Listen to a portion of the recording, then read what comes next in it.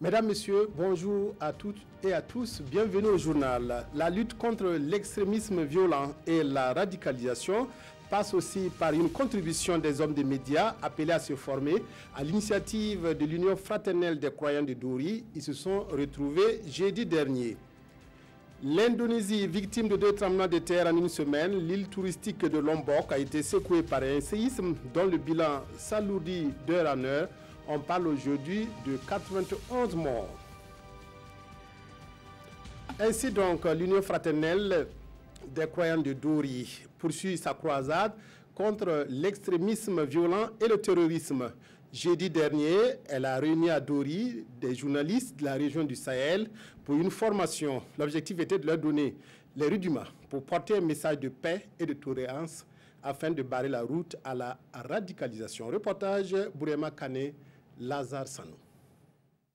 Les journalistes de la région du Sahel se forment ici sur leur rôle dans la prévention de la radicalisation et l'extrémisme violent. Une formation rendue possible grâce à la collaboration entre l'ambassade des États-Unis d'Amérique et l'Union fraternelle des croyants de Dori UFC. Les premiers acteurs qui donnent l'information et qui peuvent concevoir une conscience humaine sont les journalistes qu'il ne faut pas mettre de côté. Et pour nous, mobiliser les journalistes, les communicateurs qui sont actifs dans la région du Sahel, c'est une mine d'or, donc certainement pour vaincre le terrorisme, pour vaincre l'extrémisme violent et prévenir la radicalisation. Venus des 4 provinces, ces hommes et femmes des médias ont eu droit à 2 communications, exercices pratiques, de quoi renforcer leurs capacités. Je crois que ce que nous venons d'apprendre tout de suite va nous permettre de bien traiter l'information. Parce que d'abord sur la collecte et également le traitement. Et surtout, vu la situation actuelle, il faut réellement ces formations afin de pouvoir bien traiter l'information. Ça nous a permis réellement d'être vraiment dans la peau du journaliste, encore comme un nouveau journaliste, parce qu'on vient tout simplement de recycler ce qu'on connaissait déjà et apprendre d'autres choses. L'Union fraternelle des croyants de Dori est une organisation interconfessionnelle qui vise la promotion de la paix et la cohésion sociale. Elle souffrira ses 50 bougies en 2019. Le Lalénaba Tigré poursuit son opération de communication en faveur de Mouroubine. Vendredi dernier, il a organisé une séance de dégustation au profit des responsables d'établissements d'enseignement du Kadiogo. L'objectif est d'intégrer cette légumineuse aux grandes vertus dans les cantines scolaires. Reportage Roger Kam, Vincent Tiendrebego. Voici des mets à base de moumbine servis à des responsables des structures scolaires du Kadiogo. Le moumbine, une légumineuse aux nombreuses vertus selon son promoteur. Le moumbine éveille l'intelligence et le moumbine augmente la capacité de mémorisation de nos enfants.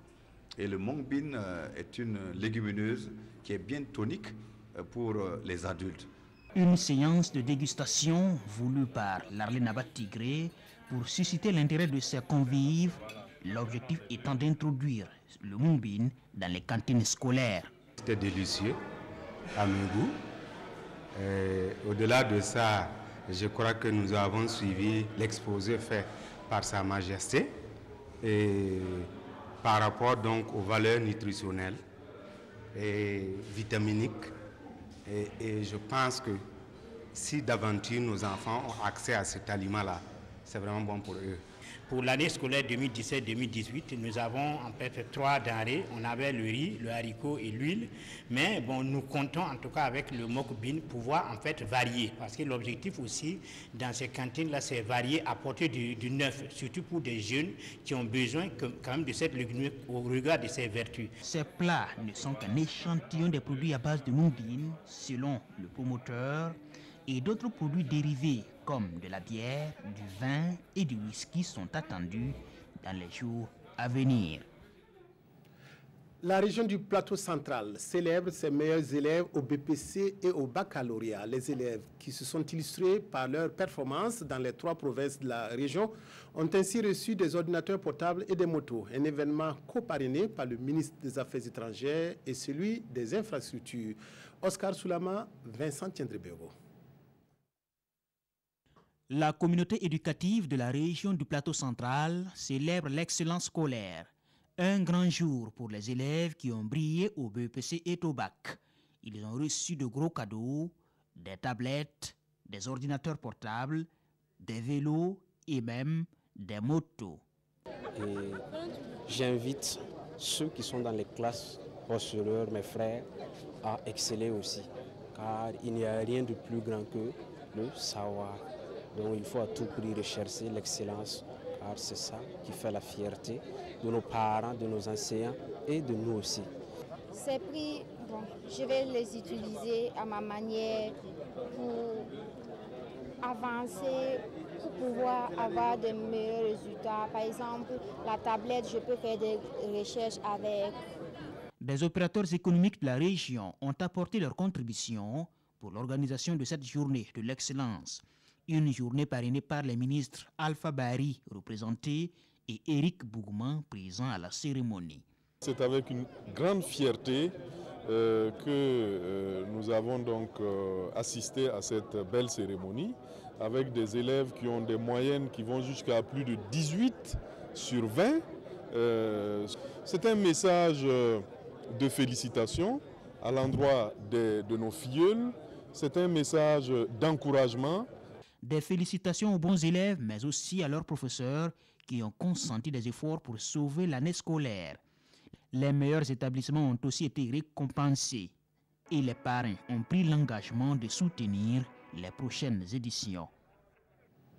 Voilà, l'éducation toujours au centre de ce journal. Les années se suivent et se ressemblent pour le lycée Molo Sanou qui organise des cours de vacances. 10 ans que l'établissement essaie de donner le savoir aux élèves pendant les vacances et les bénéficiaires sont reconnaissants à leurs encadreurs. Cette année encore, les apprenants sont au rendez-vous depuis le 1er août à Bobo Dioulasso. Hassan Gourabou, Kadou Roumenki. Cadre d'apprentissage pour les élèves soucieux de leur avenir. L'intérêt des cours de vacances n'est plus à démontrer, même chez les tout petits. Je fais le cours de vacances parce que l'étude passe avant tout. J'attends de ce cours de vacances que j'apprenne plus que ce que je connais.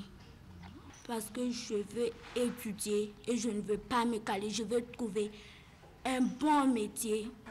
Je fais ces cours de vacances d'abord pour me préparer à mon baccalauréat. Puisque je me dis que pendant les vacances, je vais me balader et j'aurai trop de distractions et je ne vais pas me concentrer sur mes études. Donc ces cours de vacances me permettront de me ressouvenir de ce que j'ai appris, également de combler mes lacunes afin d'être un peu en avance sur les autres à la rentrée. La réussite scolaire, c'est l'objectif recherché par le comité d'organisation de ces cours de vacances. Un comité qui a à son compteur quelques motifs de satisfaction. Il y avait un groupe de 3 enseignants de primaire qui étaient venus d'un peu partout, de Kaya, de Ouaga et puis vers le sud-ouest, qui étaient venus s'inscrire. Bon, nous, en le voyant, bon, on se disait vraiment ce n'est pas des élèves comme les autres. Alors, au bout de... En tout cas, ils ont suivi les cours, au moins 3 sessions comme ça. Alors, et un beau jour, ils sont venus nous trouver. C'est là qu'ils nous ont dit que, bon, eux, vraiment, ils sont des instituteurs, que les cours là leur ont beaucoup servi parce qu'ils ne connaissaient pas la méthodologie en français, en histoire géo et en philo. Et bon, l'anglais aussi, ils avaient laissé tomber depuis longtemps avec les mathématiques. Mais grâce au cours là, vraiment, ils ont pu avoir leur bac. Bon, vraiment, bon, on était enchantés, on était contents pour eux. Voilà. Toutes les classes sont concernées et toutes les matières à partir de la 4e, excepté les cours d'éducation physique et sportive. Chaque année, le lycée Molo Sanou organise les cours de vacances et ce, depuis 2009. À la faveur de la tenue du 7e TAC, la RTB a réalisé plusieurs reportages sur des Burkinabés vivant en Côte d'Ivoire. Ce midi, nous vous proposons ce zoom sur un quartier burkinabé d'Abidjan. Mosikro est un exemple d'intégration de la communauté burkinabé en Côte d'Ivoire. Plus de 700 000 âmes vivent dans ce quartier malgré sa précarité. Ces Burkinabés s'adonnent au petit commerce, à la couture ou à la mécanique. Bilidou Bazongo, Moussa Sano. Quelque part à Abidjan, capitale économique de la Côte d'Ivoire. Nous sommes ici à Moussikro, un quartier très peu touché par l'urbanisation et qui doit son nom à la cohabitation quasi parfaite entre la communauté burkinabé et la population autochtone. Une aventure qui date depuis les années 1930. Ce qui nous a mis ici, ce sont des ébriers. Ils s'appellent ébriers. Le vieux Bissiri Isaka, il travaillait. Il travaille ici. Bon, quand il travaille ici avec quelqu'un qui est bon, s'il a installé quelque part, il appelle ses parents. C'est pour cela qu'il a appelé le Valtaïque. À ce temps, c'est Haute Valta. Ils sont venus un à un, les parents, pour installer à côté de lui. Moussikro a grandi, population à très forte majorité burkinabé. Aujourd'hui, elles sont plus de 70 000 âmes à vivre ici dans un des quartiers les plus précaires d'Atekoubé, une des 13 communes d'Abidjan. C'est vrai que le quartier est en cours de lotissement, mais déjà nous avons l'eau potable, nous avons l'électricité, c'est déjà pas mal. On a un commissariat de police, on a un dispensaire, on a des écoles. Bon, on n'a pratiquement rien à envier au quartier UP.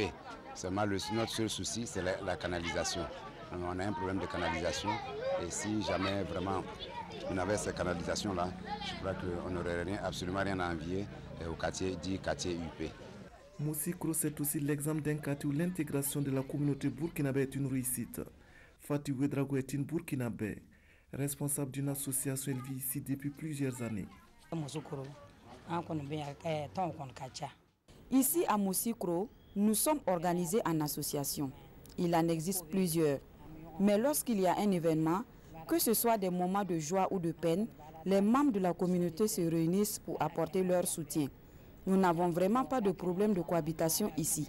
Nous prions seulement Dieu que les présidents Roch et Alassane Ouattara s'entendent afin que la paix et le bonheur puissent prospérer entre nos deux pays.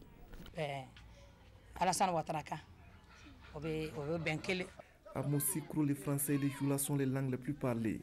Et malgré l'existence des marchés, les devantures des concessions pour la plupart des cours communes servent de lieu de commerce. Comme activité, c'est des gens de métier. La plupart d'entre eux, c'est des ouvriers. Et tout à l'heure, vous avez vu, il y a des techniciens en électronique, il y a des couturiers.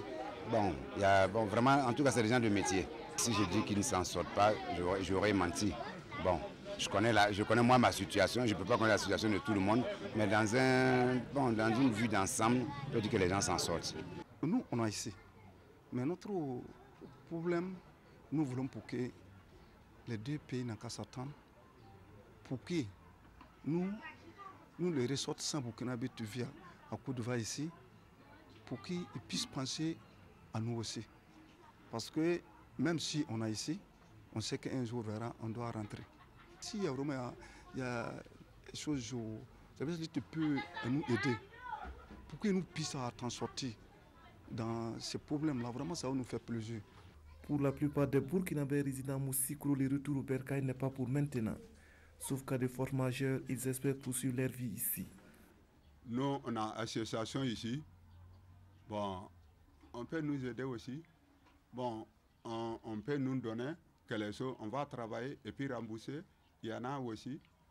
On sait que l'argent, on ne peut pas partager comme ça, comme à Racide, mais on peut vous aider de sortir de pauvreté. C'est ce que nous voulons aussi.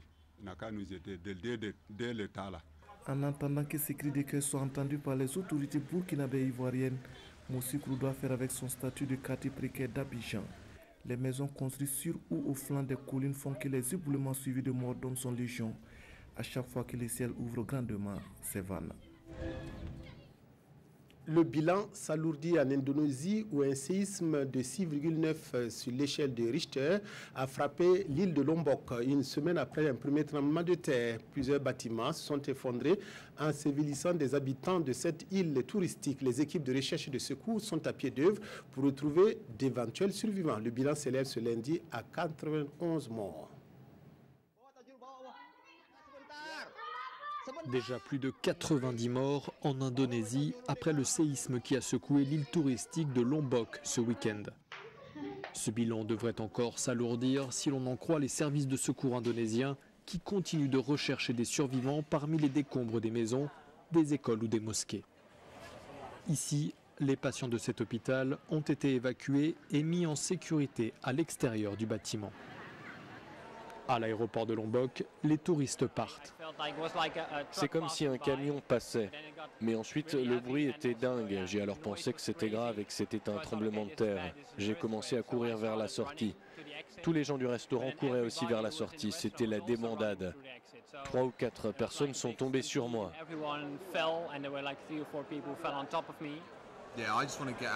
Je veux juste partir et être dans un endroit sûr, quelque part où je ne craindrais pas d'être confronté à une catastrophe naturelle.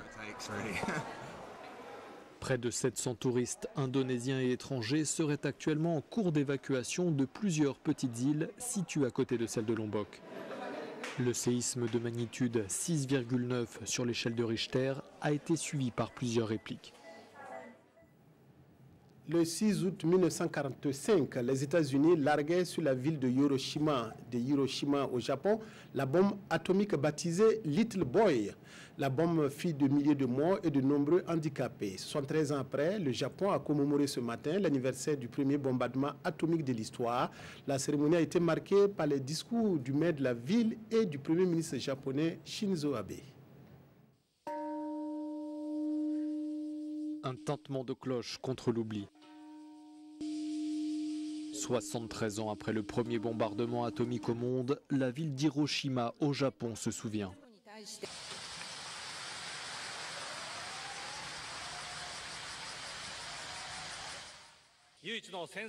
En tant que pays, le seul à avoir souffert d'un bombardement atomique, il est de notre mission de mener patiemment les efforts en faveur d'un monde sans armes nucléaires.